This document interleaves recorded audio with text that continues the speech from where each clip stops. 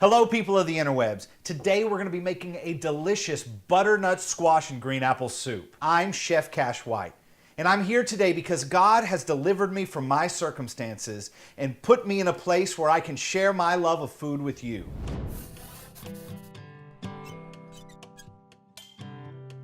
Today we're going to be making a beautiful butternut squash and green apple soup. For a full list of the ingredients, take a look below down in the description. If you're watching us on a mobile device and you want to rewind or fast forward, just remember, double click on the left hand or the right hand side of your screen. Right now is a great time to find a lot of gourds, and one of my favorite gourds is a butternut squash.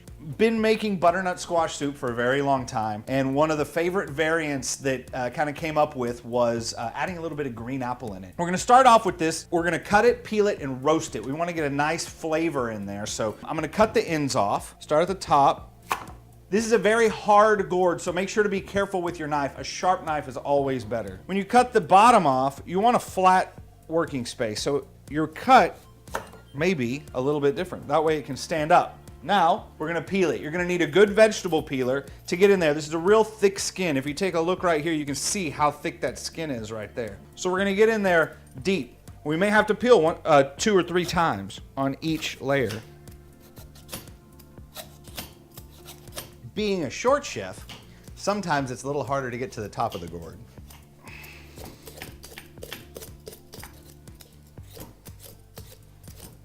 Whenever you get done, go around, make sure you get all the little pieces of skin off. You can save all these peelings for later. You can make a vegetable stock out of it. Use it to put in a chicken stock if you like. Once you have your butternut squash peeled, what we're gonna do is we're just gonna split it from the top down in half.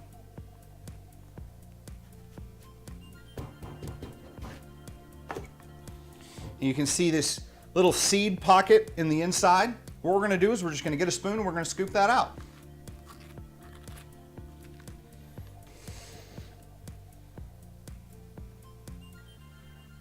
All right, now that we've got the seeds scooped out, we're gonna set our butternut squash on a lined baking pan. We're just gonna roast this, so I'm gonna cover it. What I have here is 50-50 oil. What that is, half canola or half vegetable oil, plus half of the olive oil, right? So what I have is vegetable oil and olive oil mixed together. It makes it a little less thick. The olive oil tends to be very, very, very thick. Has a great flavor though, so I want to be able to utilize both aspects. So I'm going to drizzle some all over this guy. I'm going to make sure it's completely covered.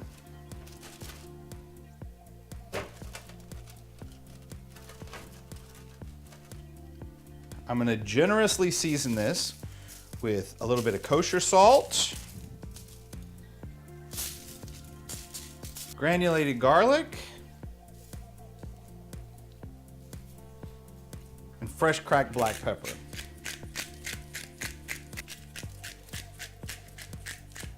We're gonna place this in the oven now.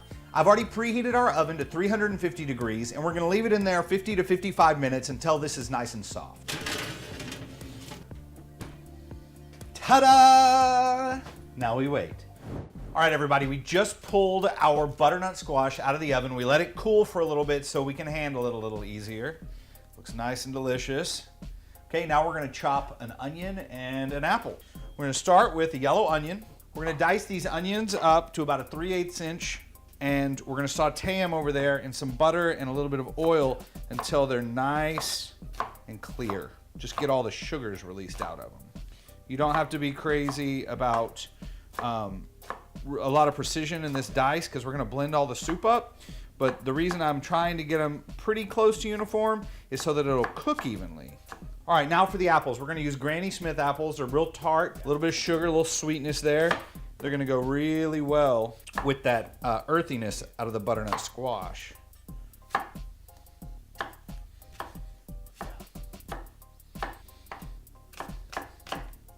All right, now we have our apples and our onions all chopped up. We're gonna melt a little bit of butter over here in our soup pot. All right, we're gonna add this butter in, melt it down. A little bit of olive oil. We put that oil in so we can raise the burning temperature of the oil a little bit. It won't burn. So we got it nice and melted, and I'm gonna add the onions and the apples. So So what I'm doing is I'm gonna saute these down until you can see through them, until they're translucent. The whole purpose is we're releasing the sugars from the onions and the sugars from the apples. In order to do that, there's a process called sweating. And whenever you're doing some sweating, it's always good to put some salt in. It tends to draw the moisture out. We're gonna give it a quick little stir, a little stirry poo. We're gonna let it cook for about, I don't know, probably take about 8 minutes, 10 minutes maybe. One of my favorite smells in the world is hot butter with sauteed onions. It smells so good. You throw in some apple in that, come on now. I'm gonna make a cologne and I'm gonna wear it. People are gonna walk by and say, you smell amazing. I want to take a bite of you. If I were to take a stick of butter and rub it right here, and a clove of garlic, rub it right here, and an onion, maybe right around here, and walk around all over Texas, I think people would really be enjoyed. They would really enjoy me. I think they'd look at me and go, man, that dude is cool and smells delicious. Let me know what y'all think. Write that in the comments down below. All right, so the butternut squash is out of the oven. It's nice and roasted. You have a good color on it. It's soft. It's exactly what we want. We don't want to necessarily cook it in the pot. We want the flavor of the butternut squash to already be developed. So we're just gonna cut this into chunks so it'll fit better into the pot. If you've never tasted just a plain old roasted butternut squash with a little bit of salt, pepper, garlic, and olive oil on it, you're missing out. It's delicious. I really think that butternut squash and spaghetti squash and pumpkins and all those kind of gourds are really underrated foodstuffs. I think that they just have a great natural flavor, beautiful color. You know, you can't find orange like that in a lot of different foods, savory foods especially. Let's add our butternut squash.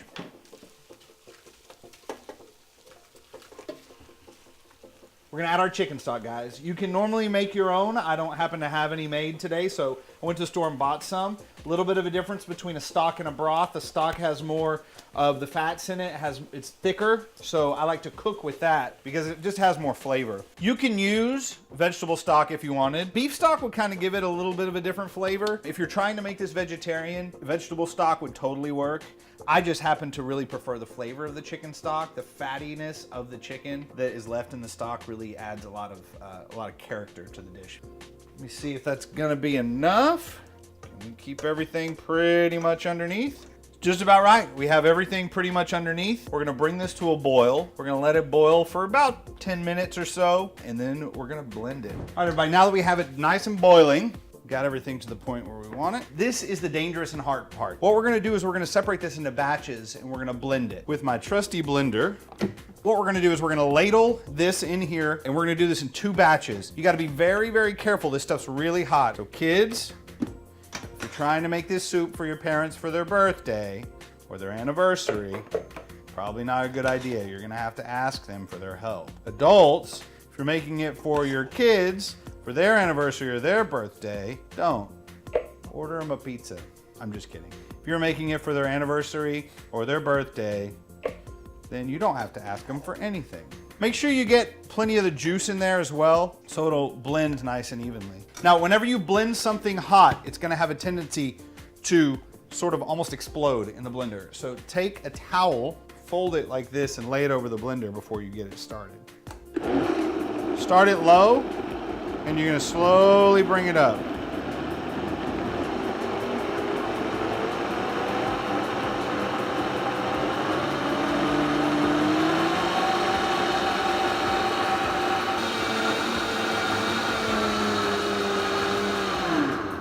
You wanna make sure it's nice and smooth, no chunks.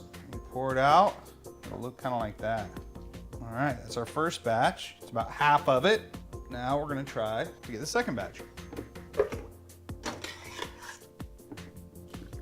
All right, so we're gonna put it back in here after we finish blending it. So I'm gonna rinse this out to get the chunks out real quick. All right, now we're just gonna add, actually we can pour it right back into here. I like to scrape out as much as I can because trust me, this stuff is delicious. Then add the other part back in. We're gonna put this back on the stove. All right, so if you've noticed, we haven't really seasoned the soup yet because all we did was season the butternut squash before we put it in. Now it's time to really add the flavor. Now that we have the texture that we want, I'm gonna take a little bit of fresh sage.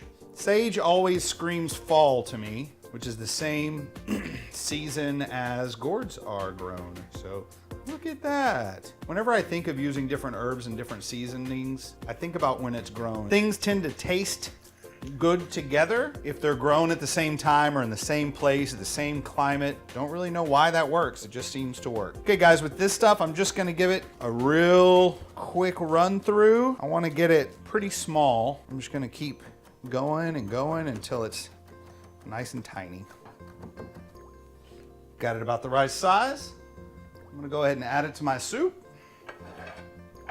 All right, look at that consistency, guys. You see how it runs just beautifully, nice and thick, almost creamy. See, that butternut squash gives it like it works like a potato with those starches. It builds a nice creamy soup. So what I'm gonna do, I'm gonna start with a little kosher salt, about a tablespoon or so.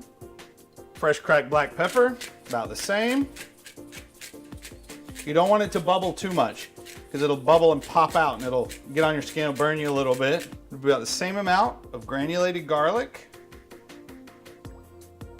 About another tablespoon of white granulated sugar. It'll really make the flavor of that apple come out, really make it pop. My favorite part about making soup, actually getting the seasoning right. So we started with a base seasoning of about a tablespoon of each of the ingredients. Stir this up really good. I'm gonna give it a taste. I'm gonna see where I'm at.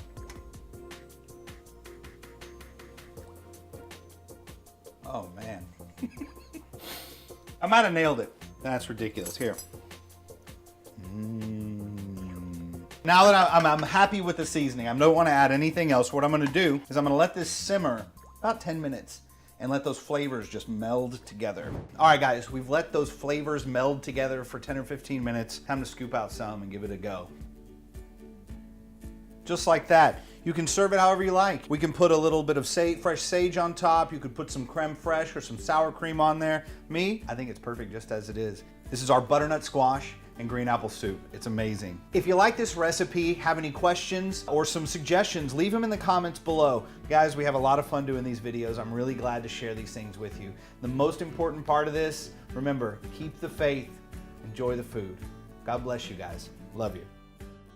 Hop, shuffle, step, full lap, ball change. Hop, shuffle, step, full lap, ball change. Cool thing about that is called a time step. The best part about it is I'm not actually doing it with my feet. Hey everybody, click subscribe.